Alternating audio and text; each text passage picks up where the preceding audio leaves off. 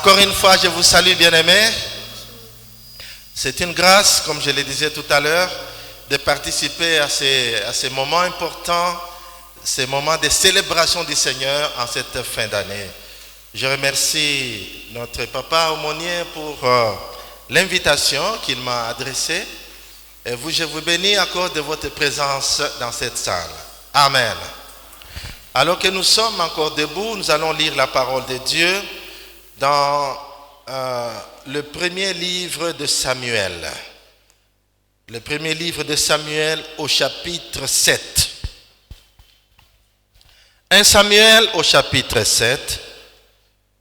Nous lirons à partir du verset 7 jusqu'au verset 14e.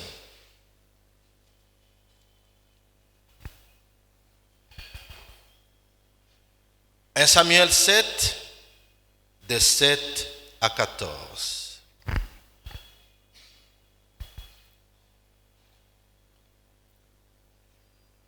Je lis dans la version Nouvelle Bible seconde. Verset 7. Les Philistins apprirent que les Israélites s'étaient rassemblés au Mitzpah, et les princes de la confédération des Philistins partirent à l'attaque d'Israël. Les Israélites l'apprirent et ils eurent peur des Philistins. Les Israélites dirent à Samuel: ne gardez pas silence, crie pour nous vers le Seigneur, notre Dieu, pour qu'il nous sauve de la main des Philistins.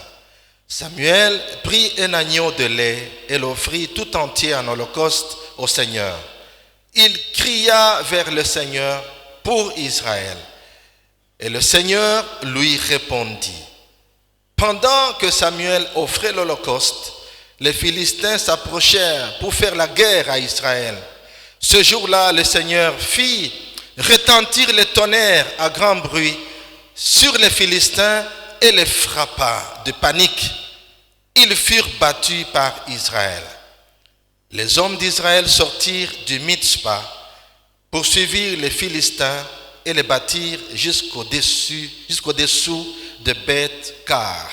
Verset 12. Samuel prit une pierre qu'il plaça entre le Mitzpah et la Dan, et il l'appela du nom de Ben-Ezer, entre parenthèses, pierre du secours, en disant: jusqu'ici, le Seigneur nous a secourus.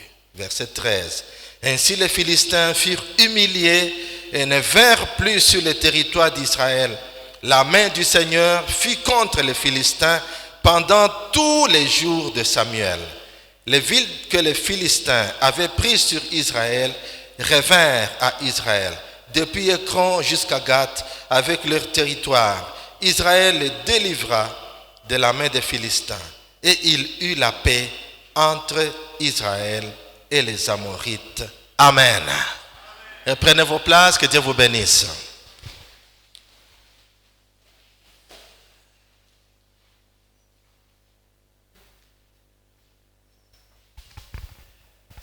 Notre sous-thème de ce soir, je l'ai appelé Ebenezer. Ebenezer. Dans la version que nous avons lue, c'est la pierre du secours, aussi appelée la pierre du souvenir. Le contexte de ce passage, c'est le contexte d'une crise en Israël, une crise morale, une crise spirituelle.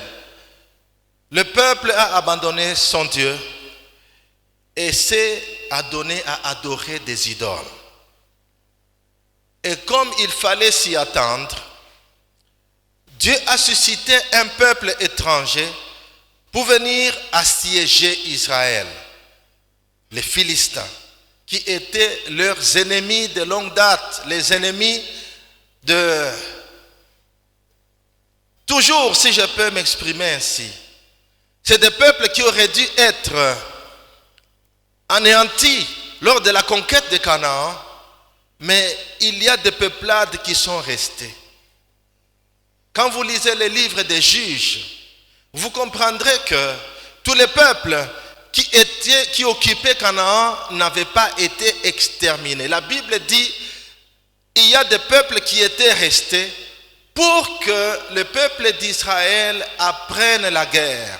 Comme il vous souviendra, les gens qui ont pris Canaan, qui ont pris possession de Canaan, pour la majorité d'entre eux, pour ne pas dire tous, à l'exception de Josué et Caleb, c'est des générations de jeunes gens qui sont nés pendant la traversée du désert. Ils ne connaissaient pas la guerre. Et Dieu prévoit un mécanisme pour qu'ils apprennent la guerre. Et ces peuples-là sont restés. Vous trouverez ce que je suis en train de dire dans Juge 5, Juge 6.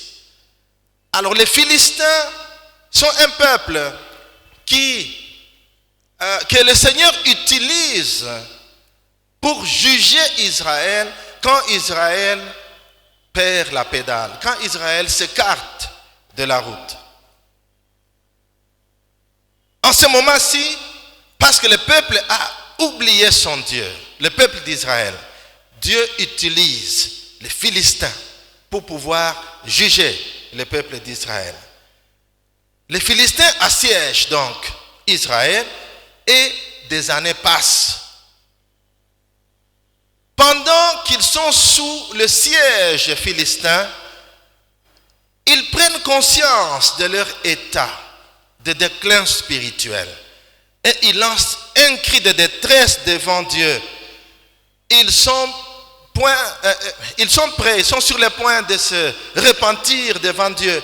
Et sous la houlette de Samuel, ils se repentent, ils prennent la décision d'abandonner les idoles, ce qui permet à Samuel d'intercéder auprès du Seigneur en faveur du peuple d'Israël. Dieu exauce la prière. Alléluia. Dieu exauce la prière et le résultat sur le terrain se manifeste, se matérialise sous forme d'une victoire du peuple qui était hier assujetti et qui, parce que le Seigneur a accepté l'intercession de Samuel, le Seigneur a vu le repentir de son peuple, il a inversé la situation sur le terrain. Israël a la victoire sur le peuple qui l'assujettissait hier. Et en souvenir de cette victoire-là, Israël va ériger un stèle ou un monument qu'ils ont appelé Ebenezer. C'est un monument du souvenir, en souvenir du secours de Dieu. Le secours que Dieu a accordé à son peuple. C'est ça le contexte. Notre grand thème de cette quinzaine, n'oublie pas le parcours, ton parcours avec ton Dieu, avec le Seigneur. Ebenezer, nous allons tirer quelques enseignements pour nous ce soir, trois enseignements avant que nous nous mettions à prier. 3 enseignements que nous donne Ebenezer ce soir. Le premier enseignement que nous tirons de ce passage, si vous lisez à partir même de 1 Samuel chapitre 4 jusqu'au chapitre 7, il s'est passé des épisodes, il y a eu une période de confusion. Alors le premier enseignement que nous tirons de Ebenezer nous donne un enseignement qui consiste en la fin de la confusion entre l'essentiel et l'accessoire. En d'autres termes, la fin de la confusion entre ce qui est prioritaire et ce qui ne l'est pas. Le peuple a vécu dans une confusion. Si vous lisez par exemple les versets qui commencent 1 Samuel 4 à partir du verset 3 jusqu'au verset 11, vous allez comprendre que le peuple a abandonné Dieu et il s'est attaché à des symboles. Je vais juste lire quelques versets en passant. 1 Samuel 4 à partir du verset 3 pour que nous puissions comprendre la triste réalité qui se passe ici. Le peuple rentra au camp et les anciens d'Israël dirent: pourquoi l'Éternel nous a-t-il laissé battre aujourd'hui par les Philistins? allons chercher à Silo l'arche de l'alliance de l'Éternel et qu'elle vienne au milieu de nous pour que nous délivre de la main de nos ennemis.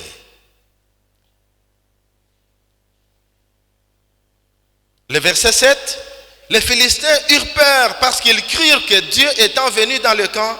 Malheur à nous, dirent-ils, car il n'en a pas été ainsi jusqu'à présent. Le verset 10. Fortifiez-vous et soyez des hommes philistins, de peur que vous ne soyez asservis aux Hébreux comme ils vous ont été asservis. Soyez des hommes et combattez. Écoutez le verset 10. Les Philistins livrèrent bataille et Israël fut battu. Malgré la présence de l'arche, ils ont été battus. Chacun s'enfuit dans sa tente. Ça, c'est Israël qui s'enfuit. La défaite fut très grande et il tomba d'Israël 30 000 hommes de pied. Verset 11. L'arche de Dieu fut prise et les deux fils d'Élie, Ophni et Phiné, moururent. Quelle tristesse. Ils sont dans une décadence spirituelle et morale. Ils se sont éloignés de Dieu. Au lieu de revenir à Dieu, ils préfèrent aller chercher le symbole de la présence de Dieu sans revenir à Dieu lui-même. L'arche. L'arche vient dans le camp. Les Philistins tremblent. Ils se disent, en tout cas, on n'a jamais vu ça. Comme l'arche de leur Dieu est là, c'est que Dieu lui-même est là, nous serons battus. Faites attention, soyez des hommes. Résistez, sinon vous serez des esclaves de ces Israélites. Malheureusement, on ne peut pas tromper Dieu, bien-aimé dans le Seigneur. L'arche est là. Le peuple de Dieu a les yeux fixés sur l'arche, mais pas sur le Dieu que représente l'arche. L'arche est prise et elle est emportée dans le camp de l'ennemi. Qu'est-ce qui est essentiel? Ce qui est essentiel, c'est la foi en Dieu, le retour à Dieu et une relation à entretenir, une relation étroite entre Dieu et le peuple. Mais le peuple va outrepasser cette exigence pour s'attacher à des symboles. Aujourd'hui, vous verrez des gens, ils se promènent, Bible sous les bras, mais ils ne croient pas du tout, ils ne se confient pas en cette parole qu'ils tremblent partout. Leur cœur est ailleurs. C'est une mesure, je dirais, cosmétique. On voit ça seulement de l'extérieur, mais à l'intérieur, ils renient ce qui fait la force de leur existence. Vous verrez des gens se promener avec de grosses croix au cou. C'est des signes extérieurs. Sans croire en Dieu ni en sa parole. Bien-aimés, tout ce qui est signe extérieur ne vous sauvera pas tant que vous ne reviendrez pas à Dieu de façon véritable pour entretenir et sauvegarder une relation étroite en permanence avec Dieu. Amen. Le peuple en a eu pour son compte, tout en vivant dans la désobéissance à Dieu, ils se sont accrochés à l'arche, à une caisse en bois où il y avait des éléments que Dieu avait demandé que ça soit mis là-dedans. Bien sûr, ça symbolise la présence de Dieu. Mais eux-mêmes désobéissent à Dieu. La présence de l'arche sur le terrain du combat ne les a pas aidés parce que leur cœur était éloigné de Dieu. Ebenezer nous lance un enseignement ce soir. La fin de la confusion entre ce qui est prioritaire, c'est la relation avec Dieu, et ce qui ne l'est pas. Ce qui ne l'est pas, c'est s'accrocher à des objets sans que le cœur y soit, sans que le cœur soit dans la relation avec Dieu. La Bible dit, c'est un passage que vous connaissez, 2 Chroniques, chapitre 7, verset 14. Qu'est-ce que la Bible nous dit? Si le peuple sur qui est invoqué mon nom s'humilie, prie, se détourne de ses péchés, recherche ma face. Voilà les conditions. Si le peuple fait tout ça, qu'est-ce que moi je ferai? C'est le Seigneur qui parle. Je l'exaucerai des cieux et je guérirai son pays. Amen. Ça, c'est la promesse du Seigneur. Dieu nous cherche avec lui. Dieu nous cherche dans sa proximité, dans sa communion, je vais dire, dans sa communion avec lui. Et non nous accrocher à des symboles. Certains utilisent même la Bible et la mettent au chevet. La Bible devient comme un fétiche alors. Ça devient un fétiche. Selon les témoignages des gens qui ont servi le diable, j'ai appris qu'il y a dans les maisons des féticheurs on trouvait aussi la Bible. La Bible. Mais on ne connaît pas, on ne veut pas s'accrocher à ce qu'il y a là-dedans, mais on l'utilise pour des raisons religieuses comme un objet, comme un talisman. Non, ce n'est pas ça que le Seigneur veut. Dieu nous veut à lui, dans une relation étroite avec lui. On ne le dira jamais assez, bien-aimés dans le Seigneur. La parole de Dieu nous veut dans la communion avec Dieu. Quand l'arche a été prise par les Philistins, par les ennemis du peuple de Dieu, elle a fait 7 mois chez les Philistins, mais chaque jour c'était des dégâts sur dégâts. La présence de Dieu chez les ennemis du peuple de Dieu, les dégâts que ça causait. Une fois on place l'arche dans une tente où il y avait le dieu Dagon, une idole des Philistins. Le matin on a trouvé que Dagon était par terre. Bien-aimé, Dieu est en train de combattre sur le terrain de l'ennemi sans qu'il y ait l'assistance de l'armée d'Israël. Le matin, on trouve Dagon par terre. Tout ça, vous lirez dans le chapitre 6. Et puis, il redresse Dagon, l'idole. Le jour suivant, on trouve que Dagon s'est cassé le cou et les bras. Et tout cela est tombé sur les seuils de la tente.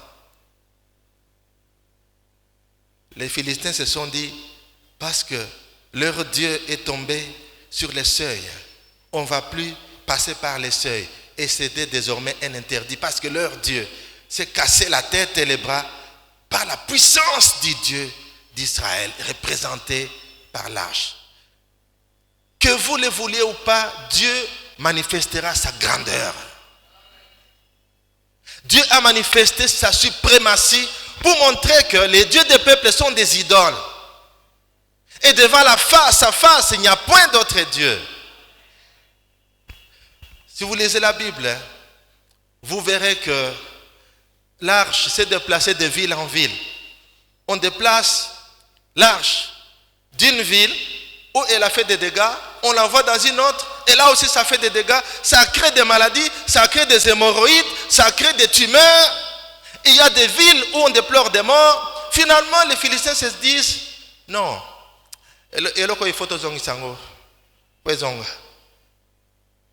ils ont retourné l'arche vers la frontière avec le territoire d'Israël.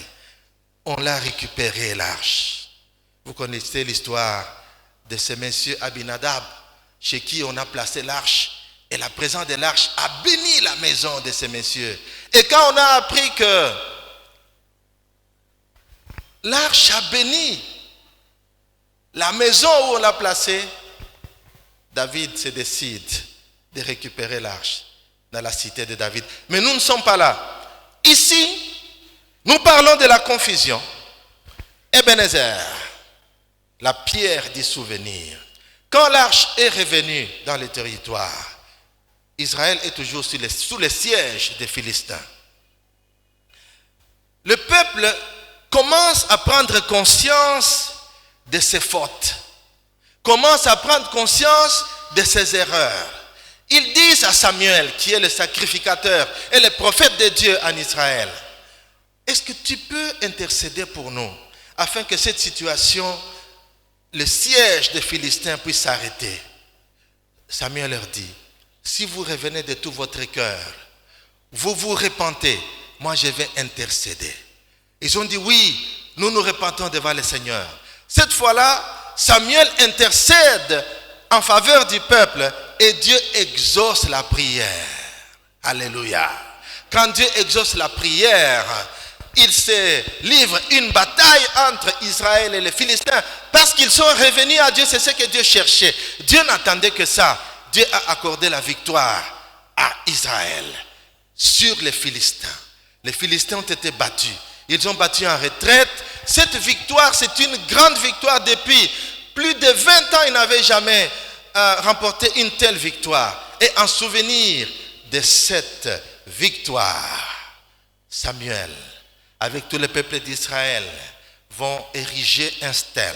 Cette pierre de souvenir appelée Ebenezer. Autrement dit, jusqu'ici, le Seigneur nous a secourus. Amen.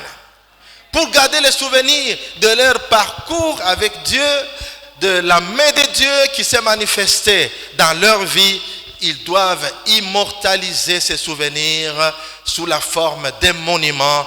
Jusqu'ici, l'Éternel nous a secourus. Amen. Bien-aimés dans le Seigneur, la victoire vient de l'Éternel. Pour jouir de son intervention dans nos différents combats, nous devons nous rassurer que notre relation avec Dieu est étroite avec lui et elle est sans compromis ni compromission.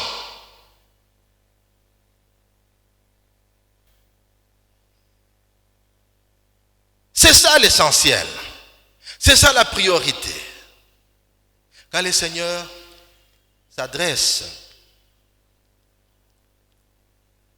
aux foules qui le suivaient, il dit, écoutez, il y a une chose prioritaire. Ne cherchez pas ce que vous allez manger, ni de quoi vous allez vous vêtir, ni qu'est-ce qui va répondre à vos besoins immédiats. Je vais vous dire la priorité. Cherchez premièrement le royaume de Dieu et sa justice. En d'autres termes, cherchez le règne de Dieu dans vos vies et ce qui est juste devant Dieu.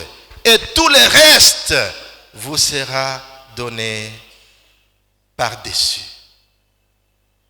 Alléluia. C'est ça l'essentiel. Mais si nous inversons les choses, là, nous risquons de vivre la situation d'Israël devant les ennemis. Le deuxième enseignement, bien-aimé, c'est l'enseignement de la reconnaissance envers Dieu. La reconnaissance des bienfaits de Dieu. Ebenezer nous donne l'enseignement de la reconnaissance envers Dieu. Jusqu'ici, le Seigneur nous a secourus. Jusqu'ici, l'Éternel nous a été favorable. Nous ne devons pas oublier notre parcours avec le Seigneur. Jusqu'ici. La victoire dont nous sommes des bénéficiaires nous a échappé pendant plus de 20 ans. Nous avons été sous les jougs des Philistins. Si nous avons cette victoire aujourd'hui, c'est grâce à Dieu qui nous a portés et qui nous a pris en charge. Nous nous sommes repentis devant lui, il a pardonné nos fautes et il nous a réhabilités. Nous n'avons pas mérité cela, bien au contraire. Dieu a été de notre côté, il nous a été favorable. Bien-aimés dans le Seigneur, si vous êtes ce que vous êtes aujourd'hui, vous êtes ce que vous êtes aujourd'hui. Regardez le parcours de 2021. Depuis que nous sommes en train de vivre à travers le monde entier cette crise sanitaire, cette pandémie qui frappe le monde entier. Dieu nous a fait grâce. Les calculs des gens du monde, les grands du monde, le monde scientifique, ne pouvaient pas s'imaginer que nous, en Afrique, avec les conditions qui sont les nôtres, nous allions survivre. Non. Les calculs anticipaient déjà des millions, réduire la population de l'Afrique de plus de 2/3 parce que l'Afrique n'a pas les moyens de subsister. Quand il y a des morts en Occident, en Italie, en France, aux États-Unis, les gens qui ont des moyens pour se défendre, ils ont de grands hôpitaux, ils ont de grandes pharmacies, c'est eux qui fabriquent les médicaments, mais on comptait des milliers de morts par jour. Et nous nous disions, cette maladie qui frappe l'Afrique, comment est-ce que nous allons survivre? Mais nous voici, nous sommes là. Alléluia. Votre survie, bien-aimés, vient de Dieu. Ce n'est pas par notre propre force, ce n'est pas par nos propres calculs, ce n'est pas par des mesures quelconques que nous aurions prises.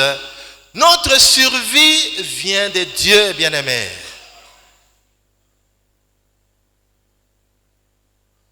Vous avez traversé des crises, parfois vous étiez dans une impasse. Vous vous posiez la question, les problèmes qui se posent ici, comment je vais m'en sortir? Je ne sais pas combien de crises vous avez traversées. Vous vous posiez 1001 questions. Parfois, les enfants étaient sur le point d'être chassés de l'école parce que vous n'aviez pas les moyens de pouvoir les maintenir à l'école. Les activités ont baissé parce que pour ceux qui vendent au marché, les marchés sont fermés, confinement et tout, les moyens sont devenus très minimes, on ne peut pas, on ne peut plus. Mais avant que vous puissiez vous en rendre compte, l'enfant a étudié, il a réussi, il est monté de classe. L'incertitude même du manger, qu'est-ce que nous allons faire? Mais grâce à Dieu, vous êtes là et nous sommes là. Alléluia. Votre survie a pour origine l'Éternel des armées.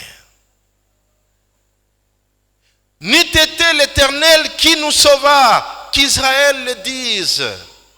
Ça c'est le psalmiste. N'eût été l'Éternel qui vous sauva, que la PPIP le dise. Le Seigneur a combattu. N'oublie pas ton parcours avec le Seigneur. Ebenezer, c'est la pierre des souvenirs et aussi une interpellation pour nous afin que nous soyons reconnaissants envers Dieu. Troisième enseignement que nous donne Ebenezer, c'est l'assurance du secours de Dieu dans l'avenir. L'assurance du secours de Dieu dans l'avenir. Jusqu'ici, l'Éternel nous a secourus. Les yeux sont tournés vers le parcours passé. Quand on regarde en arrière, d'où nous venons, janvier 2021, février, mars, avril, jusqu'à la date d'aujourd'hui, l'Éternel nous a secourus. L'Éternel a secouru nos familles, l'Éternel a secouru notre église ici, notre église locale, l'Éternel a soutenu son peuple jusqu'ici. Maintenant, écoutez ce que dit le prophète Ésaïe. Au chapitre 46, versets 3 à 4. Ésaïe 46, versets 3 à 4.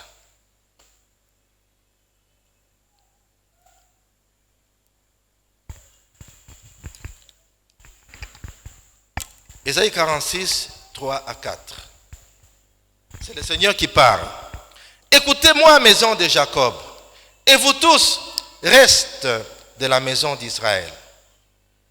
Vous que je prends à ma charge depuis le ventre de votre mère, que je porte depuis le sein maternel. Jusqu'à votre vieillesse, c'est moi. Jusqu'au temps des cheveux blancs, je vous soutiendrai. Je l'ai fait et je vais encore porter, soutenir et libérer. Alléluia.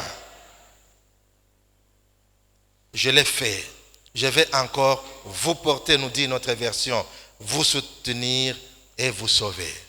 Je vous ai porté, je vous porterai encore. Le Seigneur est fidèle. ce qu'il a fait hier, il m'amène au point où j'en suis aujourd'hui. Je peux avoir l'assurance en sa fidélité que dans l'avenir, il fera pour moi ce qu'il a fait dans le passé parce qu'il ne change pas. Et voici une promesse ferme. Jusqu'à votre vieillesse, je serai le même. Alléluia. Il y a une prophétie pour quelqu'un. Jusqu'à votre vieillesse, le Seigneur vous soutiendra. Vous ne mourrez pas jeune. Vous ne mourrez pas jeune. Vous quitterez ce monde après une heureuse vieillesse, jouissant du soutien de l'Éternel. Qu'il en soit ainsi pour vous.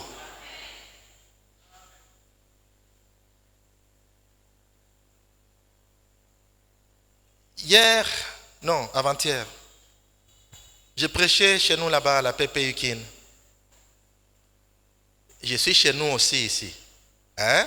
Aujourd'hui, je suis chez nous à la PPUPEN. Ah, voilà. Il ne faut pas penser quand je dis chez nous à la PPUKIN, ici, je ne suis pas chez nous. Je suis aussi chez nous. Amen. En Ésaïe 65, Ésaïe 65, il y a une prophétie où le Seigneur dit, ils ne combattront pas pour rien. Ils n'auront pas des enfants pour les voir périr. Oh, ça c'est très fort, c'est une promesse de l'Éternel. Vous n'enfanterez pas vos enfants pour les voir périr. Non. Non, non, non. Qu'est-ce qui se passe? Les parents donnent des enfants et puis les enfants meurent. Ce sont les parents qui enterrent les enfants. Dans le plan de Dieu, ce n'est pas ça. Ce sont les enfants qui doivent enterrer leurs parents. Ça signifie que les parents ont vécu une belle vieillesse, chargée d'âge. Avant de quitter ce monde, ils ont le temps de pouvoir bénir leurs enfants, bénir les enfants de leurs enfants, afin de transmettre un héritage spirituel aux enfants et aux enfants de leurs enfants. Et quand ils quittent en paix. Alléluia. Ici, le Seigneur dit, jusqu'à votre vieillesse, je prendrai soin de vous. Ebenezer, jusqu'ici, l'Éternel nous a secourus.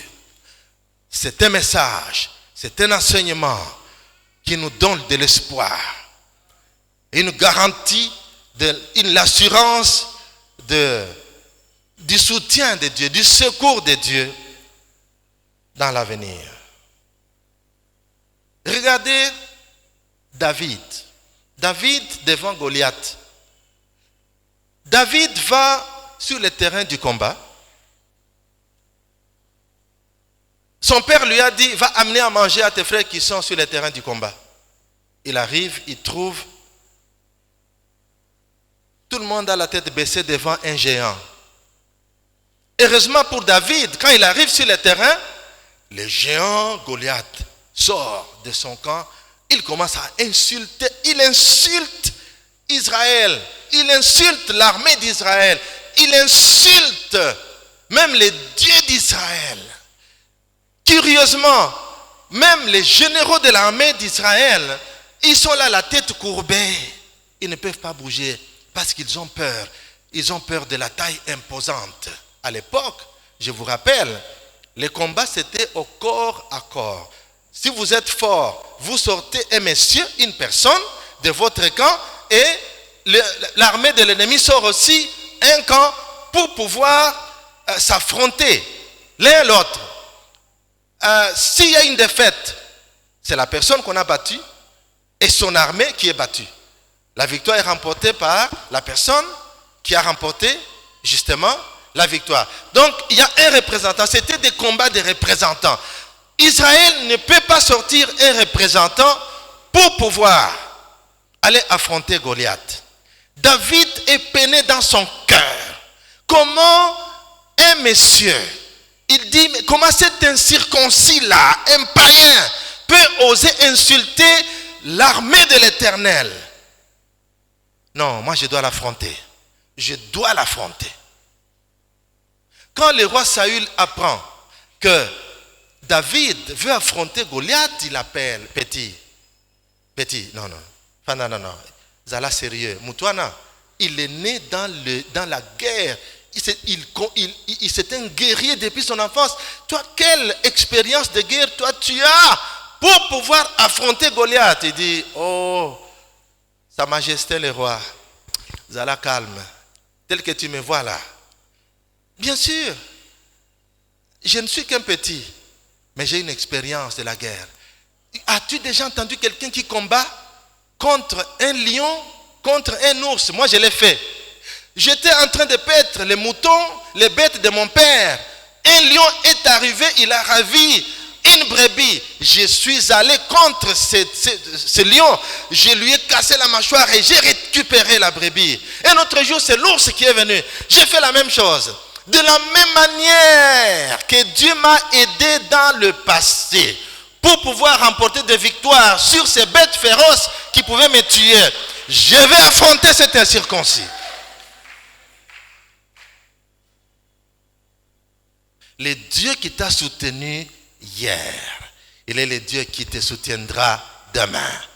Parce qu'il n'a point changé. Jusque dans votre vieillesse, je vous soutiendrai. Alléluia. Dieu ne change pas.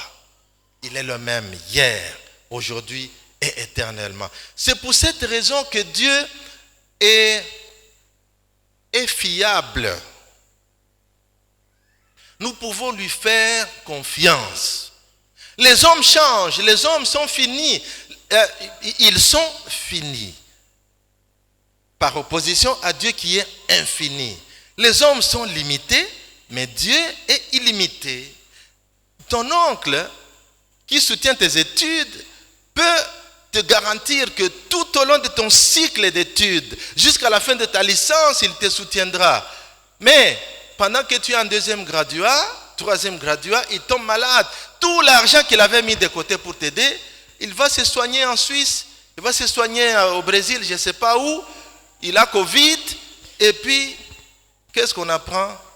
Il rentre dans une caisse. Il avait la bonne volonté de te soutenir, mais il ne peut pas le faire parce qu'il est limité malgré la bonne volonté. Il a dit, mais il ne pouvait pas accomplir parce qu'il n'a pas la maîtrise de la situation, il n'a pas la maîtrise de la vie. Mais notre Dieu, le Dieu en qui tu crois, a la capacité d'accomplir ce qu'il dit. Parce qu'il ne change pas, il est le Dieu tout-puissant, il dit ce qu'il a envie de dire et il accomplit. Il n'est pas un fils d'homme pour se repentir, ni un fils d'homme pour annuler ce qu'il a dit. Ce qu'il a dit qu'il ferait, il le fera.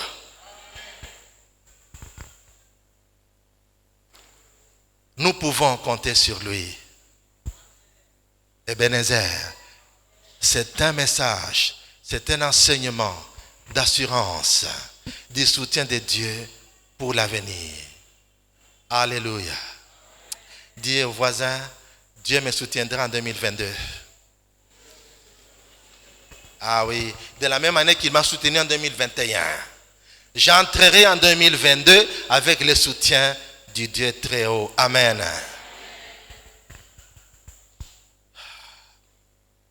Je disais, le premier enseignement, c'est la fin de la confusion entre l'essentiel et l'accessoire, entre ce qui est prioritaire et ce qui ne l'est pas.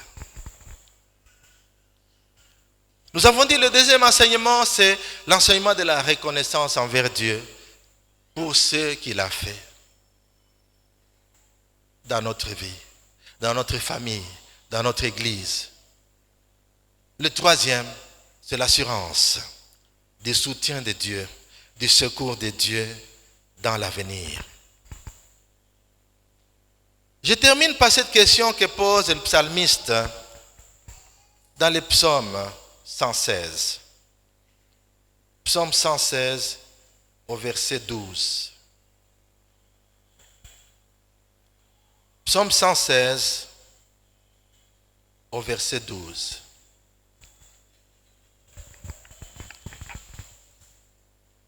Le psalmiste pose la question.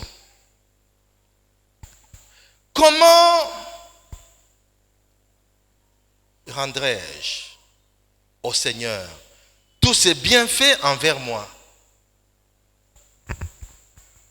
Comment rendrai-je au Seigneur tous ses bienfaits envers moi? C'est une question que tu peux te poser. Parce que d'une manière ou d'une autre, nous avons tous, chacun en ce qui le concerne, bénéficié des bienfaits du Seigneur.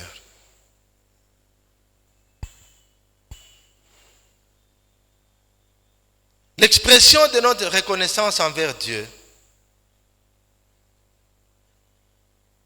peut se faire de diverses manières, bien-aimés.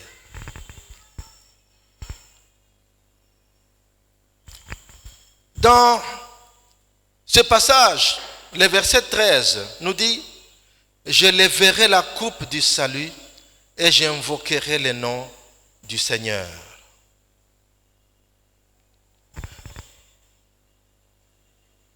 Je ne sais pas dans quelle version vous lisez ce passage. La coupe du salut.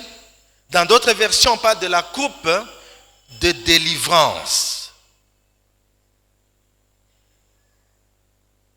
C'est une coupe de sacrifice.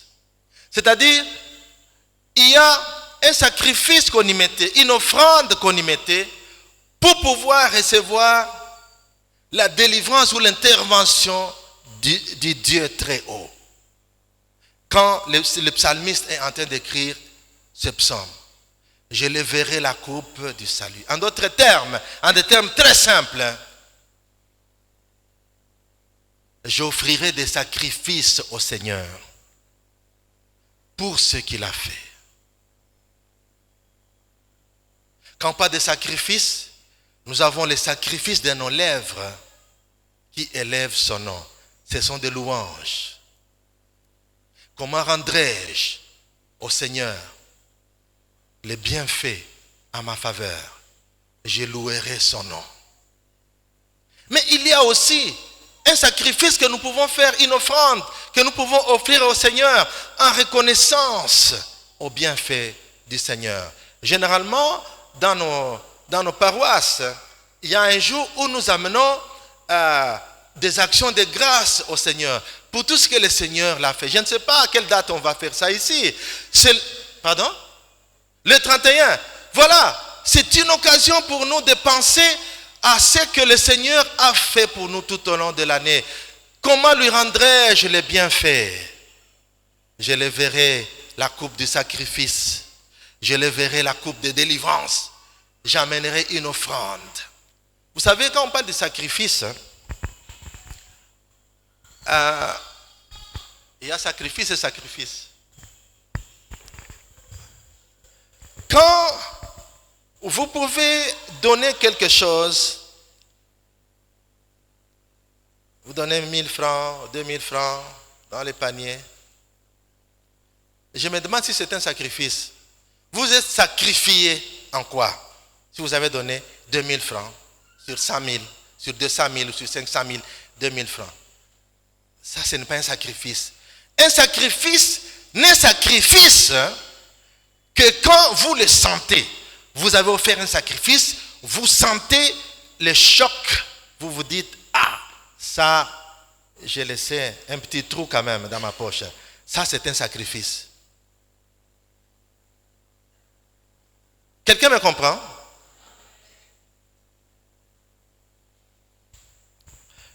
Je parlais de louanges, le sacrifice de nos lèvres qui élèvent le nom du Seigneur, mais aussi un sacrifice matériel pour ce que le Seigneur a fait pour nous. Une autre manière, la troisième, de manifester notre reconnaissance envers Dieu, c'est une ferme décision de lui rester attaché toute la vie. Un engagement à rester attaché au Seigneur toute la vie. Parce que lui, il a fait tant de merveilles pour nous. D'ailleurs, il y a même un chant Que pourrais-je offrir à Jéhovah, lui qui a fait tant de merveilles pour moi? Si la chorale peut préparer ces chants, nous allons chanter ça tout à l'heure dans notre temps de prière. Que pourrais-je offrir à Jéhovah, lui qui a fait tant de merveilles pour moi? Notre façon de manifester notre reconnaissance, c'est de vivre pour lui.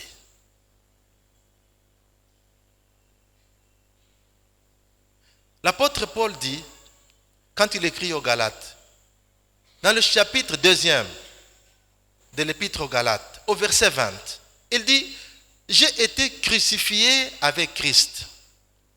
Si je vis, ce n'est plus moi qui vis, c'est Christ qui vit en moi. Si je vis maintenant dans la chair, je vis par la foi au Fils de Dieu qui m'a aimé et qui s'est livré lui-même pour moi. » Voilà la meilleure manière. La meilleure manière. Si nous louons Dieu, c'est l'expression de nos cœurs. C'est très bien. Quand nous amenons une offrande au Seigneur, une offrande matérielle, même de l'argent ou quelque chose de matériel, c'est encore bien. Mais la meilleure façon, bien-aimé, c'est de rester attaché à Dieu. C'est de rester attaché à Dieu toute la vie. Parce qu'il nous a tant aimés. Il s'est livré lui-même pour nous. Il a pris notre place.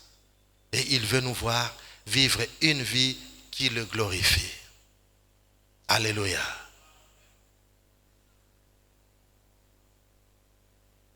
Il y a un passage, et je termine par là. 2 Corinthiens, chapitre 5, à partir du verset 15.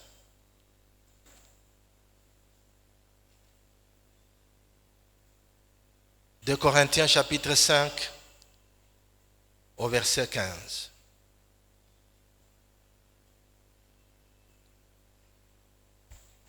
On peut même commencer au verset 14. Car l'amour du Christ nous presse.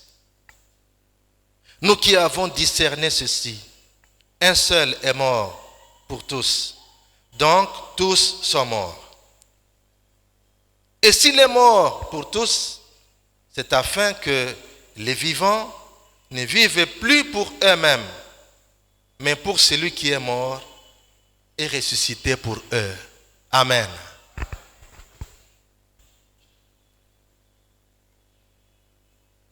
Voilà.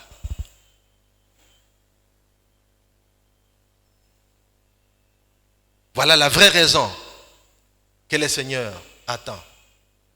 La raison de vivre. Que nous soyons en vie. Ou quand le moment viendra, où il nous prendra avec lui, que nous soyons attachés à lui. En souvenir de ce qu'il a fait. Jusqu'ici, le Seigneur nous a secourus et nous vivrons pour lui. Amen. Que le Seigneur bénisse sa parole. Oui, le sang